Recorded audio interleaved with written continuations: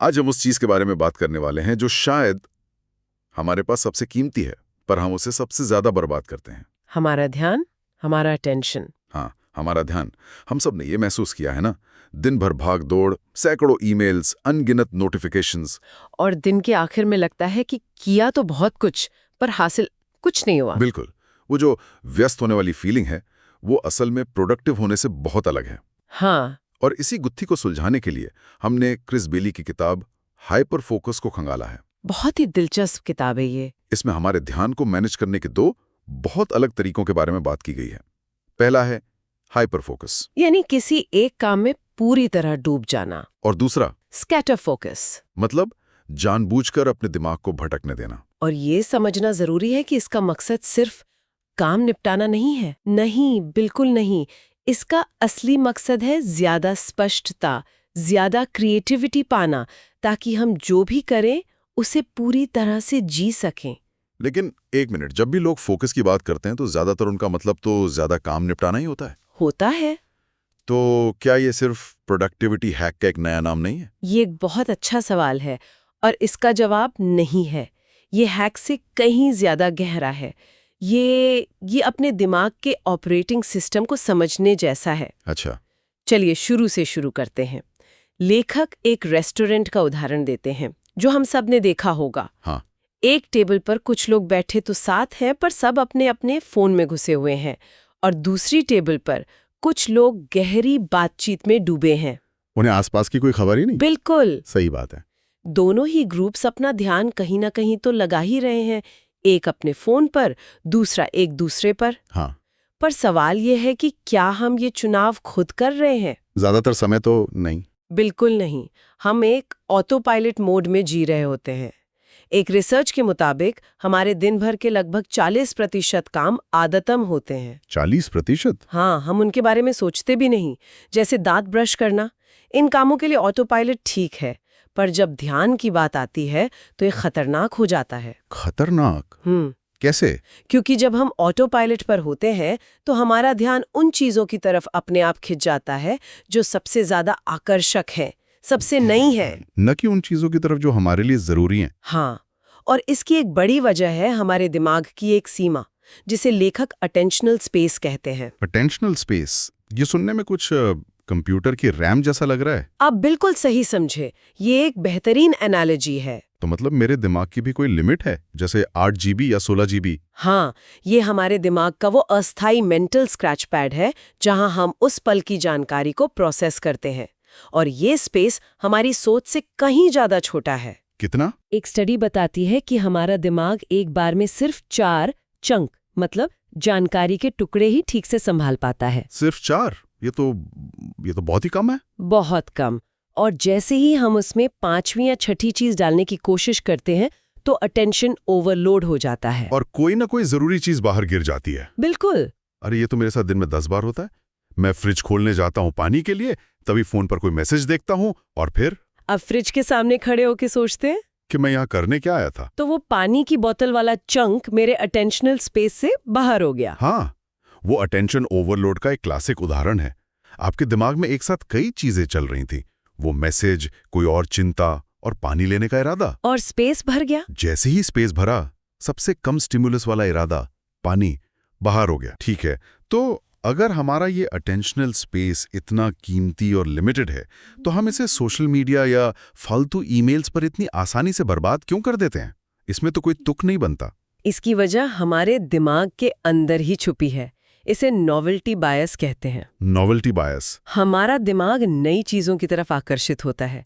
जब भी हम किसी मुश्किल काम से, मान लीजिए कोई रिपोर्ट लिखने से, ध्यान हटाकर एक नया ईमेल देखते हैं, तो हमारा दिमाग हमें डोपामाइन का एक छोटा सा इनाम देता है। एक हल्की सी खुशी का एहसास। हाँ। अच्छा, तो इसलिए फोन चेक करना रिपोर्ट लिखने से ज्यादा मजेदार लगता है? ठीक समझे। दिमाग को तुरंत इनाम मिल रहा है। हमारे पूर्वजों के लिए ये एक सर्वाइवल मैकेनिज्म था। मतलब? माहौल में कुछ भी नया, कोई सरसराहट, कोई नई गंध खतरे का संकेत हो सकता था, इसलिए उस पर ध्यान देना जरूरी था। और आज की डिजिटल दुनिया में यही मैकेनिज्म हमारे खिलाफ काम कर रहा है। हाँ, हर नोटिफिकेशन एक झूठा अलार्म है जो हमारा कीमती अटेंशनल स्पेस खा जाता है। हमारा दिमाग तो डिफ़ॉल्ट रूप से ही भटकाव के लिए बना है। ये तो बड़ी निराशाजनक बात है। तो फिर इसका समाधान क्या है? हाँ, और वही इस किताब का दिल है।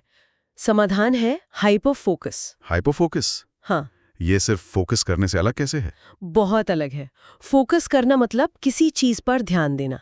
हाइपर फोकस का मतलब है जानबूझकर अपने पूरे अटेंशनल स्पेस को सिर्फ और सिर्फ एक जरूरी और मुश्किल काम के लिए समर्पित कर देना। वो जोन वाली स्टेट? बिल्कुल, जब आप काम में इतना डूब जाते हैं कि समय का, दुनिया का एहसास नहीं रहता। सुनने में तो बहुत अच्छा लग रहा है, पर इसे असल में करते कैसे हैं? इसमें एक तरीका है। किताब में इसके 4 बहुत सीधे कदम बताए गए हैं। पहला, एक सबसे जरूरी काम चुनें, सिर्फ एक। ठीक है, मान लीजिए मुझे एक प्रेजेंटेशन बनानी है। बढ़िया। दूसरा कदम, ध्यान भटकाने वाली हर बाहरी और भीतरी चीज को हटा दें। बाहरी मतलब फोन, नोटिफिकेशंस?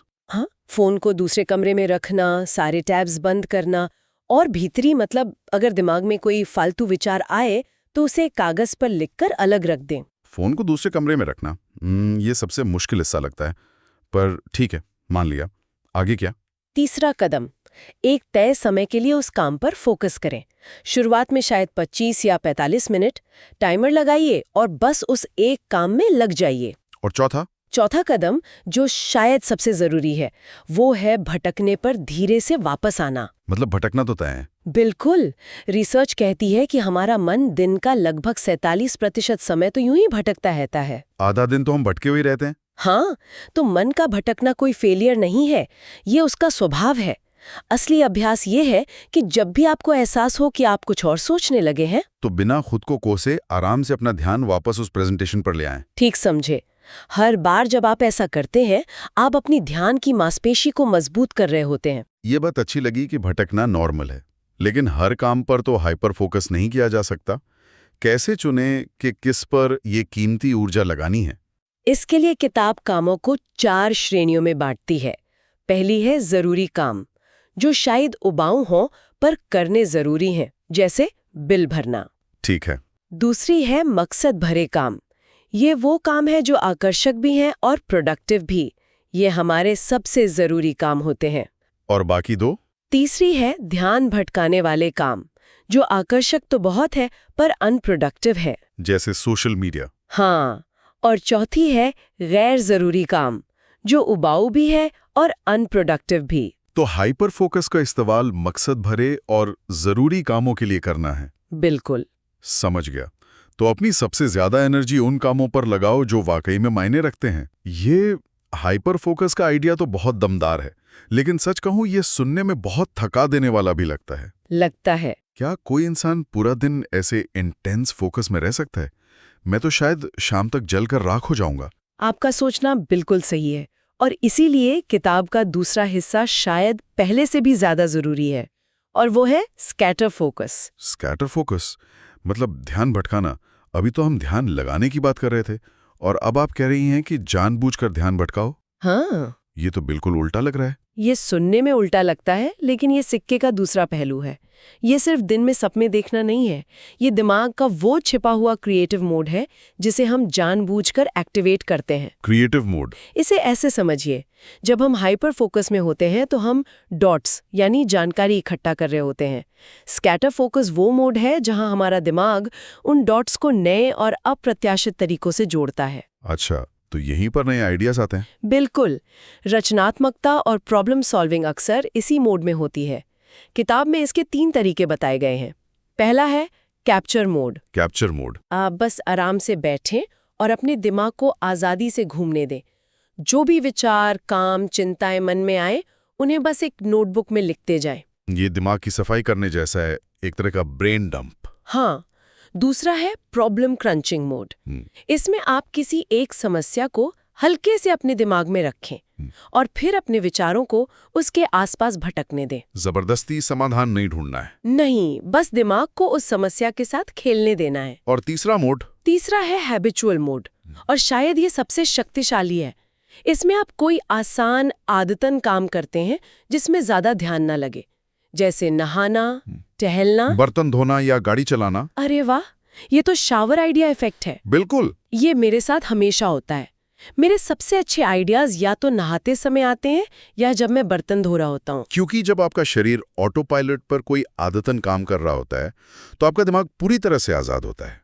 वो बैकग्राउंड में उस मुश्किल समस्या पर काम करता रहता है। अच्छा, इसे ज़िगार्निक इफेक्ट से भी समझा जा सकता है। हमारा दिमाग अधूरे कामों को ज्यादा याद रखता है। तो जब मैं टहलने जाता हूँ मेरा दिमाग उस अधूरी प्रेजेंटेशन के बारे में नए कनेक्शन बनाने लगता है और अचानक से यूरेका वाला पल आ जाता है। कमाल है। मतलब प्रोडक्टिविटी सिर्फ काम पर डटे रहना नहीं है, बल्कि काम से हटकर दिमाग को आराम देना भी उतना ही जरूरी है। ये तो पूरी सोच को ही बदल देता है। हाँ, ठीक है, तो ये सब हमारे पास जो अटेंशनल स्पेस है उसे मैनेज करने के बारे में है। पर क्या हम इस स्पेस को बढ़ा सकते हैं? क्या मैं अपने दिमाग की रैम को 8 GB से 16 GB कर सकता हूँ? हाँ, आप कर सकते हैं। और किताब के मुताबिक इसका सबसे असरदार और वैज्ञानिक रूप से प्रमाणित तरीका है मेडिटेशन। मेडिटेशन मैंने करने की कोशिश की है और ये बहुत मुश्किल है। मेरा दिमाग तो बस हर जगह भागता रहता है। और यही तो पूरी एक्सरसाइज है। मतलब? मेडिटेशन का मतलब विचारों को रोकना नहीं है, बल्कि जब विचार आए और मन भटके तो उसे पहचानकर धीरे से वापस अपनी सांसों पर लाना है। अच्छा। हर बार जब आप ऐसा करते हैं, आप अपने ध्यान की मांसपेशी का एक रेप पूरा करते हैं। ये दिमाग के लिए जिम जाने जैसा है। तो ये सच में काम करता है, सिर्फ कहने की बात तो नहीं? नहीं, इसके पीछे पक्का विज्ञान है। किताब में एक स्टडी का जिक्र है जिसमें पाया गया कि सिर्फ कुछ हफ्तों के मेडिटेशन अभ्यास से लोगों की वर्किंग मेमोरी कैपेसिटी, उनका अटेंशनल स्पेस, हाँ, उसमें 30% से ज्यादा की बढ़ोतरी हुई। 30%? ये तो बहुत ज्यादा है। इसका मतलब है कि मैं एक ही समय में ज्यादा मुश्किल जानकारी संभाल पाऊंगा। आपका ध्यान कम भटकेगा और अगर भटका भी तो आप उसे जल्दी वापस ला पाएंगे। तो मतलब मेरा हाइपो फोकस और भी गहरा होगा। और जब आप स्कैटर फोकस मोड में जाएंगे तो आपके दिमाग के पास कनेक्ट करने के लिए और भी ज्यादा डॉट्स होंगे। ये एक ऐसा साइकिल है जो खुद को लगातार बेहतर बनाता जाता है। वाह, तो मतलब ये है कि प्रोडक्टिविटी कोई सीधी लाइन नहीं है। ये एक लय है, एक डांस है। हाँ, गहरे फोकस यानी हाइपर फोकस और जानबूझकर आराम यानी स्कैटर फोकस के बीच का डांस। आपने इसे बहुत खूबसूरती से कहा। ये एक लय है। एक तरफ हम जरूरी कामों में पूरी तरह डूब जाते हैं और दूसरी तरफ हम अपने दिमाग को रिचार्ज होने, सांस लेने और नए कनेक्शन बनाने के लिए खुली जगह देते हैं। अपने ध्यान को मैनेज करना एक स्किल है, कोई जंजा टैलेंट नहीं। बिल्कुल। और इन दोनों तरीकों को समझकर कोई भी इसे सीख सकता है।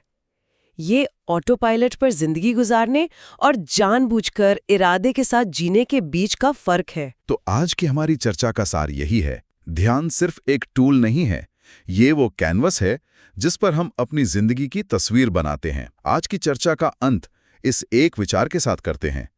जरा सोचिए, अगर हम अपने ध्यान को सिर्फ जिंदगी का बैकग्राउंड ना मानकर उसे ही मुख्य शो मानने लगे तो? अगर आज हम फैसला करें कि अपने ध्यान को पूरी तरह से जानबूझकर सिर्फ एक चीज पर लगाएंगे, चाहे वो कोई काम हो, कोई बातचीत हो या बस एक कप चाय का स्वाद हो, तो हमारी जिंदगी में क्या बदल सकता है?